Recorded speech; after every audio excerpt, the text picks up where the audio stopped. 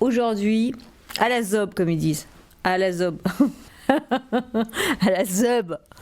J'aime mieux dire à la zob. Non. À la zob, c'est-à-dire nos préparés, on verra bien ce qui sort. On y va. Alors, j'ai essayé de compter à partir de ce matin 10h30 le nombre de fois où on m'appelait Marie Pervenche. Et que là, on n'est que 14h, donc ça fait 3h. Et ben écoute, je ne sais pas si c'est arrivé 0 fois. Je pense que c'est arrivé. Mais c'est trop difficile comme exercice. Il faudrait que j'ai quelqu'un qui me clignote pour me faire tout le temps penser à ce que quand on t'appelle Marie Pervenche, tu comptes. Tu vois ? Impossible. Donc je sais pas. Je suis arrivée à 0. Parce que je ne sais pas. Je me dis, alors attends, peut-être hier à l'escalade. Tu vois, j'essaie de me rappeler des souvenirs, mais je n'ai aucune trace. En fait, c'est naturel. Ça fait partie de ton existence sociale. Et ouais, je pense que c'est normal de pas se rendre compte. T'imagines, sinon, à chaque fois tu serais nommé, tu dis, oh, je suis nommée. Oh, je suis nommée. J'étais dans un espace coworking l'année dernière. Horrible. T'avais une pièce. Et les chiottes, ils étaient vraiment dans l'espace de travail. Quelqu'un se levait, il pouvait aller que obligatoirement soit fumer une clope, soit aller aux chiottes. Il n'y avait pas d'autre solution, il n'y avait pas d'autre pièce. Et donc, t'entendais tout, parce que c'était pas insonorisé.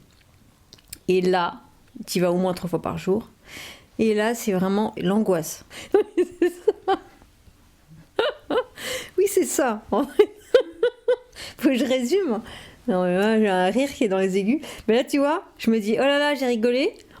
Mais comme ça va passer comment dans le micro, ça va être bizarre, donc il faudrait peut-être mieux que je rigole. Oh, oh, oh, oh. C'est pareil. Je sais que je vais être écoutée, du coup je vais pas rigoler pareil. Quand t'es aux toilettes, tu sais que t'es entendu, tu vas pas pisser pareil. Tu vas faire attention. Et donc l'excès de cette prise de conscience, c'est de ne plus pouvoir faire ce que t'as à faire. Quoi ? Ouais, ça c'est un exemple musical, mais j'en ai un autre aussi d'exemple musical. Alors, quand je fais du hautbois. Je joue toute seule, j'adore, je fais des impros, je me prends pour un soliste extraordinaire qui s'appelle François Leleu. Et là, mais je m'y crois. Hein. Et ensuite, quand je fais des concerts, et que là, il y a un public et qu'il faut que je joue avec l'orgue ou avec d'autres instruments en musique de chambre, mais là, ça n'a rien à voir. Je stresse, j'arrive plus à sortir une note, je souffle, j'ai l'impression que je suis fausse. Il n'y a plus rien qui va, alors que je suis normalement extrêmement à l'aise. Mais dès que tu sais que t'es écouté, tu t'écoutes et donc tu peux plus jouer. Il y en a plein des exemples, mais j'en ai plus. Non, mais c'est vrai que c'est beaucoup mieux quand c'est spontané. Hein. J'ai rien dans ma tête. Que d'habitude, j'ai des papiers dans ma tête, tu vois, avec des notes. Là, j'ai rien dans ma tête, c'est beaucoup mieux, je m'éclate. J'ai enlevé mon chewing-gum, ça fait des bruits de mastication. Tu vas voir, tout le long, là, on va entendre que je mastique. C'est que je fonce de mastique. On va pas faire que rigoler. Oh. T'as vu, j'ai dit un peu un truc de professeur. C'est très pro ça. Attention, Preciado, un petit cœur. Alors, moi je vais vous dire les petits cœurs, j'ai mis sur Marina Abramovic, Constance Debré, Paul B. Preciado, Virginie Despentes. Voilà, ça c'est des petits cœurs, il y en a plein d'autres, mais là c'est vraiment des gros petits cœurs. Marina Abramovic, j'adore cette authenticité, cette pureté dans ses performances. Et on sentait bien qu'elle allait au bout de ce qu'elle était, sans chercher sûrement la reconnaissance, mais c'était pas ça en premier, c'était l'art. J'ai senti ça aussi chez Preciado, une sorte d'authenticité quand il vivait sa transition. Constance Debré aussi dans ses 3 premiers romans. J'adore. Je connais moins Virginie Despentes. Et moi, vraiment, c'est des gens... ils me fascinent. Mais, ce que j'ai constaté, moi, c'est pas une vérité, hein. On est d'accord. Peut-être parce qu'ils vieillissent comme moi, mais j'ai trouvé que leur art... Ouais, non, mais moi, justement, je travaille mon art à fond parce que je suis pas reconnue. Et du coup, je suis obligée d'aller au bout de mon art de façon pure parce que j'ai besoin de faire mes preuves au niveau artistique.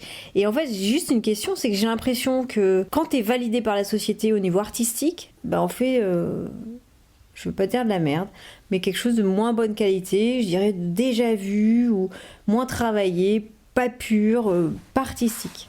Preciado, quand il faisait la transition, mais il y avait des questions mais qui étaient très intrusives, c'était très gênant et il devait bien se défendre. Il fallait qu'il justifie et qu'il prouve ce qu'il faisait et ce qu'il était. Et aujourd'hui, c'est carrément plus soft. plus aucun journaliste n'osera l'attaquer. Et Constance Dobré, c'est pareil, Playboy, elle avait été interviewée par Yann Moix en disant qu'elle était très scato, ce qui l'intéressait que d'écrire du pipi à caca et qu'on avait passé l'âge où on avait déjà vu ça. C'était très violent alors que son livre c'est un chef-d'œuvre. Et aujourd'hui, je ne suis pas sûre qu'elle soit très critiquée puisqu'elle a été déjà validée et aucun journaliste ne peut se permettre de le critiquer à part une bonne copine et encore, si une bonne copine, mais ou moi parce que je suis connue de personne. J'ose, oui, et je m'en fous de me décrédibiliser. Et je m'en fous de me décrédibiliser. Je sais même pas dire Tchartkov. Tant que Tchartkov. Tant que Tchartkov. Tant que Tchartkov, le peintre Gogol de Gogol, se battait pour être peintre, devenir peintre, reconnu comme peintre, il faisait la bonne peinture. Non, c'est pas vrai, parce que regarde comment il s'appelle, qui était très reconnu, il a fait aussi la très bonne peinture. C'est pour ça que l'histoire de Constance Dobré, c'est peut-être faux. Évidemment, on peut être un bon peintre connu. Malthus, il était connu et il a fait de la très bonne peinture jusqu'au bout. C'est juste que ça peut être un danger quand tu comprends que tu as été validé de façon sociale et pas artistique. Il aurait pas pu avoir un nom plus facile, lui. C'est ce qu'il décrit Tchartkov. Mais j'avais pas compris. Mais ma question, c'est pourquoi cet artiste-là, pourquoi, quand il est validé socialement, il arrête de travailler ? Parce que si lui continue son travail artistique de qualité, quand il voit son article, il en a rien à faire. Ok, j'ai compris. En fait, je me bats pas pour exister en tant que Marie Pervenche parce que je suis validée par la société, donc Marie Pervenche n'existe pas à mes yeux. Je suis comme ça. Et c'est pareil pour l'artiste, en fait. Le moment où il va être validé en tant qu'artiste, il ne va plus se penser en artiste et du coup, il n'aura plus besoin de travailler son art, il n'aura même plus besoin d'y penser. Il va juste vivre, il va écrire des bouquins comme ça, mais quoi qu'il fasse, il est artiste et je comprends qu'il n'ait pas besoin de travailler son art. C'est un acquis, en fait. C'est ce qu'il est. Oh, c'est grave. Ça fait peur. C'est traumatisant. Mais est-ce que ça veut dire qu'il faut jamais être reconnu ? Ouais. En fait, il faut être reconnu avec prudence. Cette reconnaissance-là, elle ne valide pas une qualité. Elle te valide au niveau du nom, du titre, ton statut, en fait, d'artiste ou d'écrivain, mais pas de ta qualité.